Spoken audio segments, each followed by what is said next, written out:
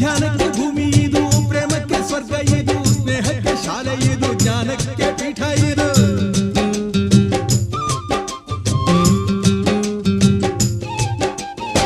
ಕಾವ್ಯಕ್ಕೆ ಕಲ್ಪ ಇದು, ಶಿಲ್ಪಕ್ಕೆ ತಲ್ಪವಿದು, ನಾಟ್ಯಕ್ಕೆ ನಾಡಿ ಇದು, ನಾದಾಂತರಂಗವಿದು.